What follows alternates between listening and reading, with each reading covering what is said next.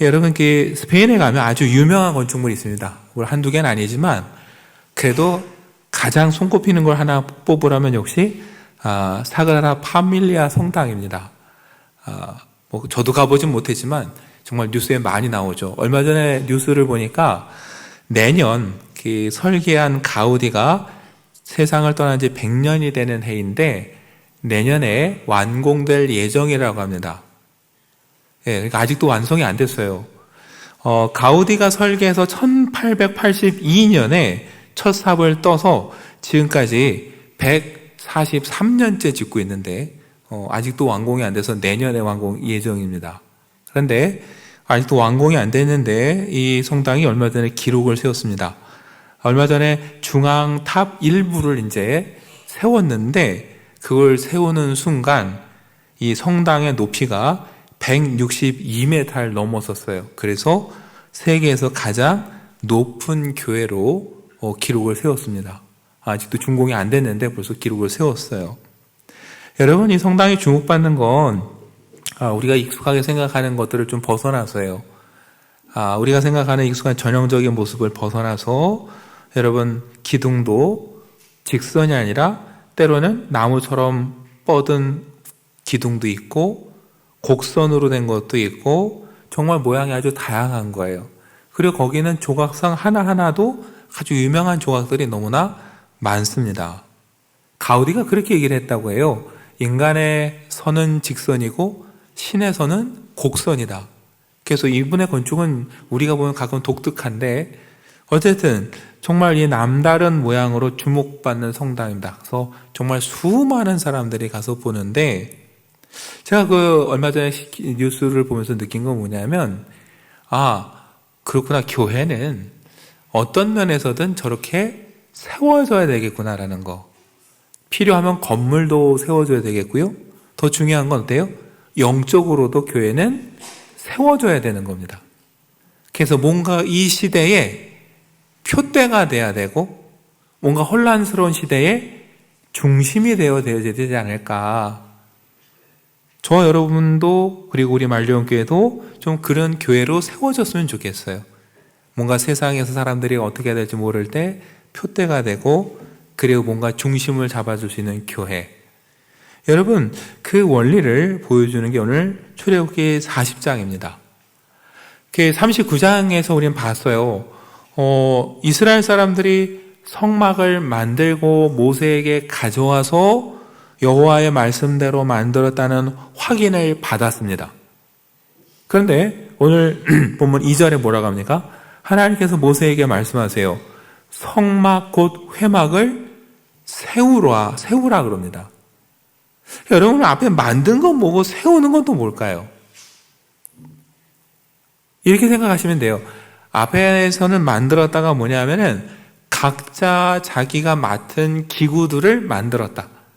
말씀드렸잖아요. 어떤 사람은 보석을 다루는 일을 주로 했고 어떤 사람은 궤를 만드는 일을 맡아서 했어요. 그러니까 39장까지는 각자 맡은 기구들을 하나님의 뜻대로 잘 만들었다예요.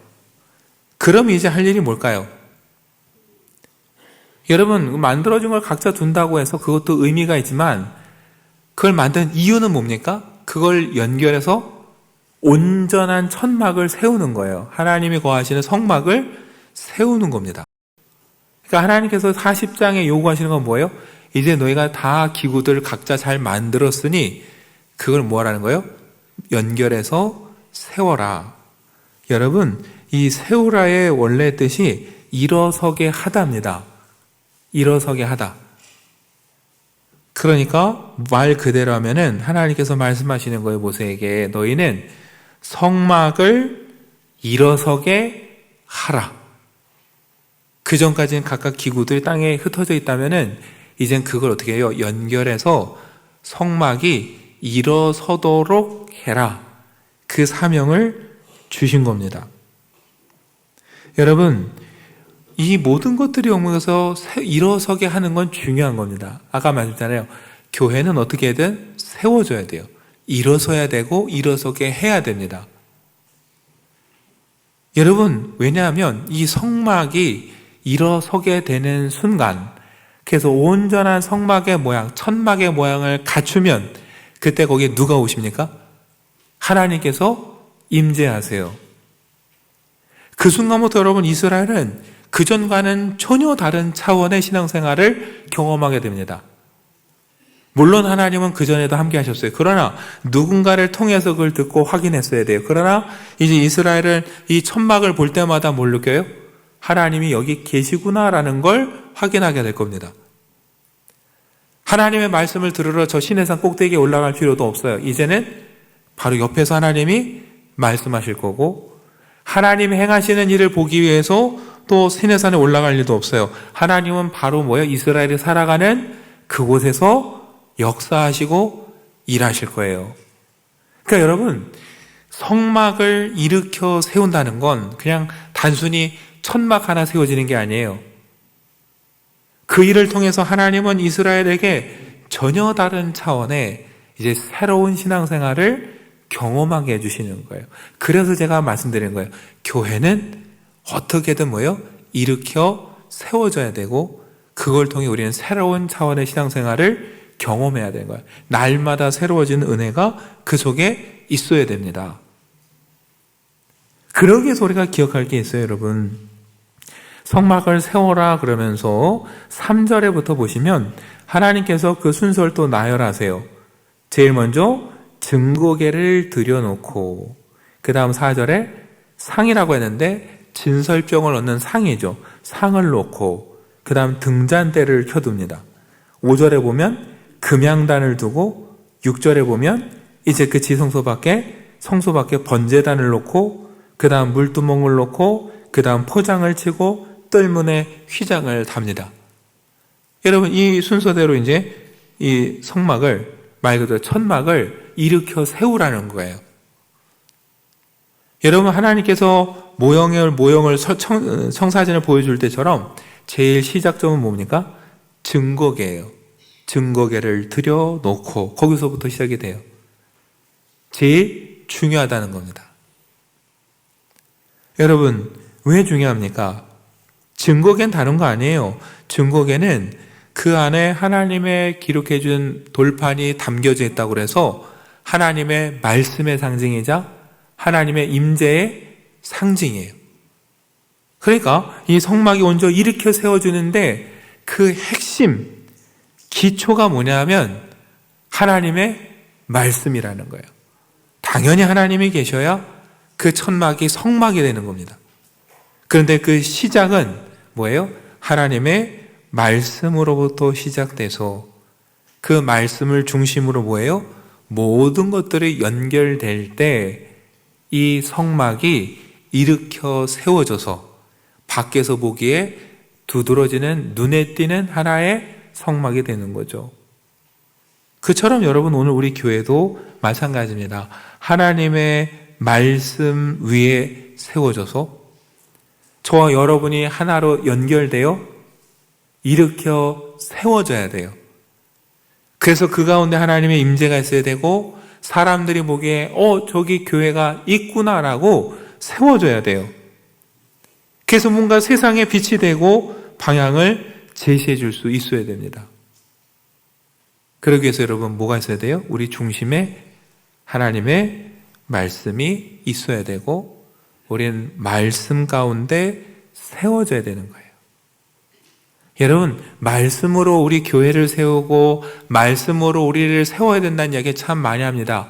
근데 여러분, 말씀으로 세운다는 게 도대체 뭘까? 어떻게 하는 게 말씀으로 세우는 걸까요? 여러분, 우리가 그걸 생각해야 돼요. 말씀으로 교회를 세우고 말씀으로 우리 신앙생활을 세우고 일으켜야 된다고 말하는데, 정작 어떤 걸 뜻할까? 여러분, 오늘 성막을 기준으로 본다면요, 여러분, 성막이 온전히 세워졌어요.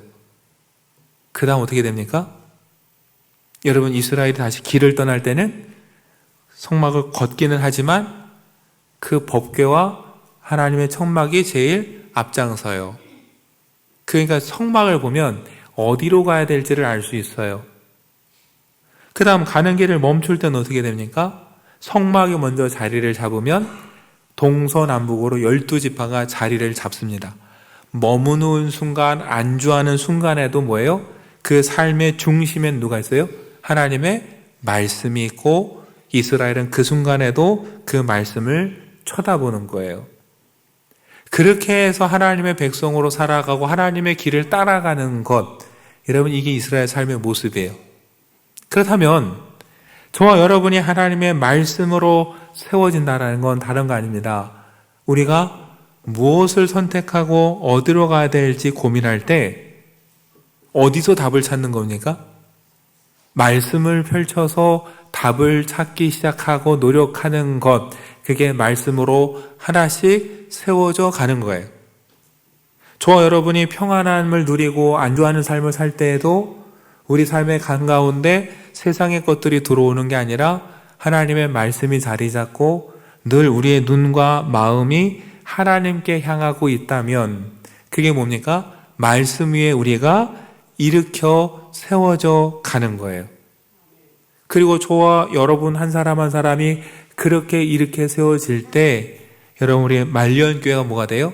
온전히 일으켜 세워지는 거예요. 아까 말씀했잖아요. 파밀리아 성당, 아름다운 기둥, 아름다운 스테인드 글라스, 아름다운 조각상들, 그 하나하나가 다 어때요? 그 하나의 목표를 향해서 이루어갈 때 정말 누가 봐도 아름다운 교회가 세워지듯이 여러분 말년교회가 좋은 교회, 아름다운 교회가 되는 길은 저와 여러분 한 사람 한 사람이 말씀 위에서 뭐예요? 이렇게 세워지고 건강하게 자라나면 우리의 온 교회가 건강하게 지게 일으켜 세워지는 겁니다. 여러분 그게 우리가 해야 될 사명이고 책임이에요. 바울이 에베소서 4장 11절부터 말씀에 이렇게 전하고 있습니다. 새번역 성경으로 보면 그분이 어떤 사람은 사도로, 어떤 사람은 예언자로, 어떤 사람은 복음 전도자로, 또 어떤 사람은 목사와 교사로 삼으셨습니다. 그것은 성도들을 준비시켜서 봉사의 일을 하게 하고 그리스도의 몸을 세우게 하려고 하는 것입니다. 그리하여 우리 모두가 하나님의 아들을 믿는 일과 아는 일에 하나가 되고 온전한 사람이 되어서 그리스도의 충만하심의 경지에까지 다다르게 됩니다. 그랬어요. 여러분, 하나님은 거꾸로 보면 우리를 그리스도의 그 충만한 데까지 자라나게 하시고요. 우리를 온전한 사람이 되게 하십니다. 그러기 위해서 어떻게 돼요? 우리를 하나님의 아들을 믿는 일과 아는 일에 하나가 되게 해요. 왜 그렇게 하십니까? 봉사의 일을 하게 하고 교회를 세우게 하시려고. 여러분, 그러니까 교회를 세우기 위해서는 우리가 하나님의 아들을 믿는 일과 아는 일에 하나가 돼야 돼요. 그리고 온전한 사람이 돼야 됩니다. 여러분, 온전한 사람이라는 거 다른 거 아닙니다. 흠없고 완벽한 사람이 되라는 게 아니라 뭔가 잘못된 것을 바로잡아서 혼자 굳건히 서는 거예요. 이 온전하다라는 말을 찾아봤더니 이런 뜻이 있대요. 외과 의사들이 골절된 것을 다시 맞추거나 관절을 다시 제자리에 맞추는 거. 결국 뭡니까? 부러지고 골절돼서 제대로 서지 못하는 사람을 끼워 맞춰서 서게 하는 것. 다시 서는 게 온전하게 되는 거예요. 여러분 마치 각자의 기둥과 휘장과 천막이 다 연결돼서 이 하나님의 성막이 온전히 서듯이 저와 여러분도 말씀 위에서 온전히 서야 돼요. 그래야 저와 여러분이 형제를 섬길 수 있고 교회를 세울 수 있습니다. 그러기 위해서는 뭐가 해야 돼요? 우리가 늘 뭔가 선택하기 전에 우리가 말씀을 생각하면서 선택해야 되고 우리가 머무는 그 자리에서도 우리의 눈과 마음이 하나님의 말씀을 향하고 집중해야 되지 그렇지 않으면 그 순간 뭐가 들어옵니까? 세상의 가치관이 들어오고 내 안에 있던 익숙한 습관들이 나오기 시작해요. 그러면 성막을 세울 수가 없습니다.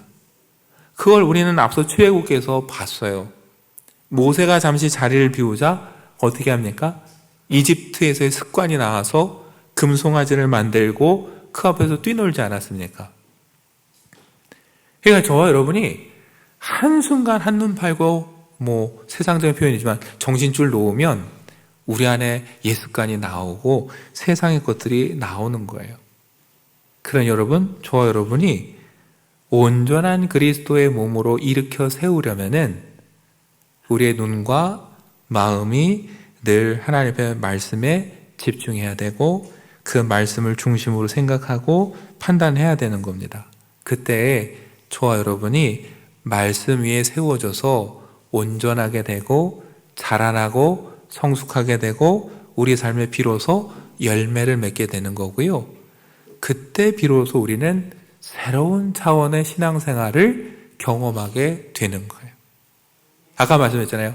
성막이 온전히 세워지는 순간 이스라엘은 전과는 전혀 다른 신앙생활을 경험하게 됩니다. 저와 여러분도 마찬가지예요.